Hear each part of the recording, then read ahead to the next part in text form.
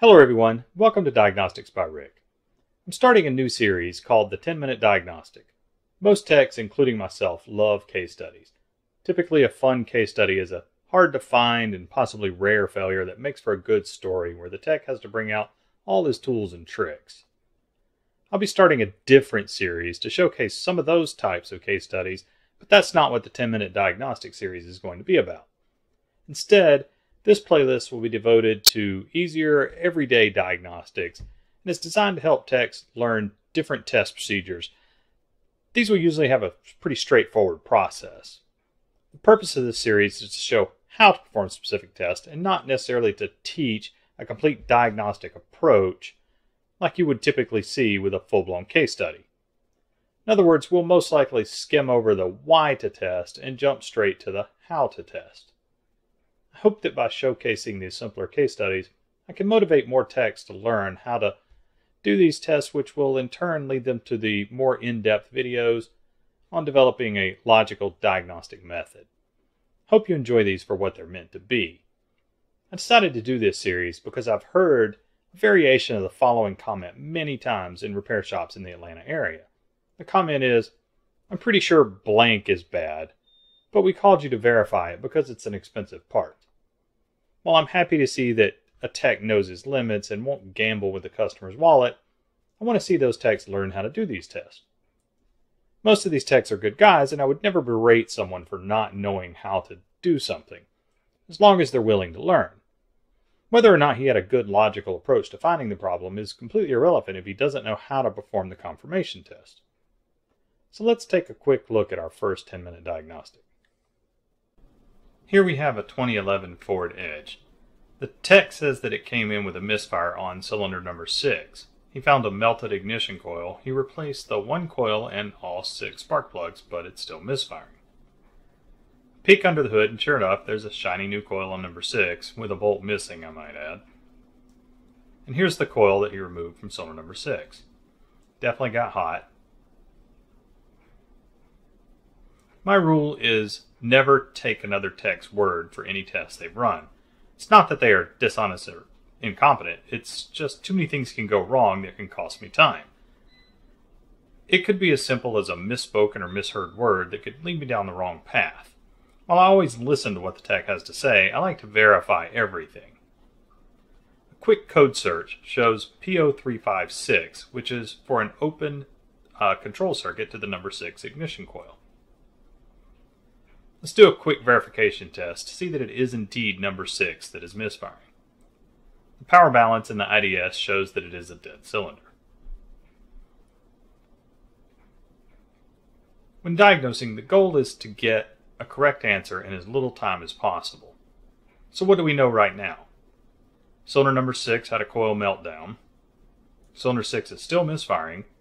And code P0356 says the control circuit for coil number 6 is open. So do we have a good direction? Obviously. This is an easy classic case of a bad PCM driver. Could it be something else? Well, yeah, it could be a poor connection at the coil or a broken or shorted wire, but experience and logic says that more than likely the coil killed the transistor in the PCM. But is probably good enough to make a call on a bad PCM? Of course not, and that's why we do the test, to verify our theory. And it's also why I'm doing these short case studies to help techs that may not know how to verify a bad driver. A quick check of the wiring diagram shows that the violet-brown wire is the control circuit for cylinder 6. But I also want a known good, so I'll connect the white-brown wire to number 5 on channel 2 of my scope. For these style connectors, T-pins are easy to use. Large gauge wires with easy access to back probe. Just be careful using T-pins on smaller gauge wiring and smaller connectors, especially like late model PCMs and other modules that have very small wires and connectors, because you can easily damage them. Before connecting a high voltage circuit, be sure to use an attenuator to avoid damaging your scope. This attenuator is 20:1, so it cuts the voltage to 1/20th of its original value. So 20 volts in becomes 1 volt out. 100 volts in becomes 5 volts out. Since the primary ignition circuits can hit many hundreds of volts, Using the attenuator will help protect your scope from this high voltage. When using an attenuator, be sure to select the proper probe so that your scaling is correct. Since my attenuator is 20:1, I will select that probe here. If you're using a scope other than Pico and you can't change the probe, that's okay, you can still use the attenuator. You just have to know to multiply your measured voltages by 20. So if you're measuring 10 volts, that's really 200 volts. The blue trace is cylinder 6 and the red trace is cylinder 5.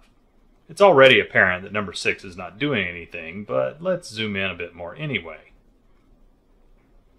This is exactly as we expected. The PCM is not controlling the ignition coil.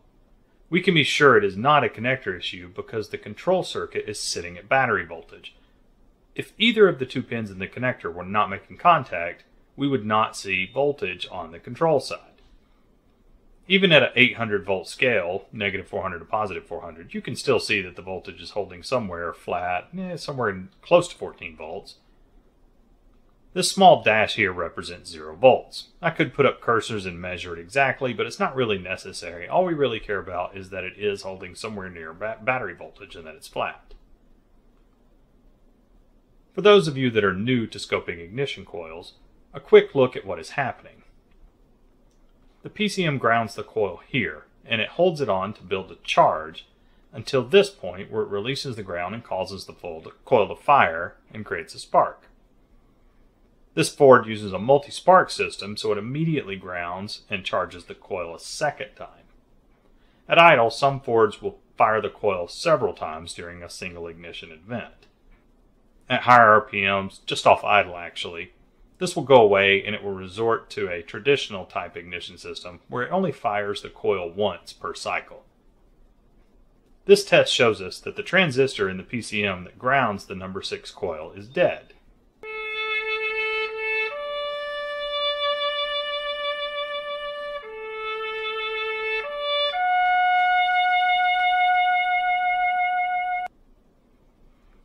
I want to show you one more thing. On most vehicles, you can see the ignition coils firing by just having a scope connected to the battery or any B+ source. Small spikes will show you where each coil fires. You can see here very clearly that there are 5 sets of spikes that keep repeating. There are only 5 because the number 6 coil is dead.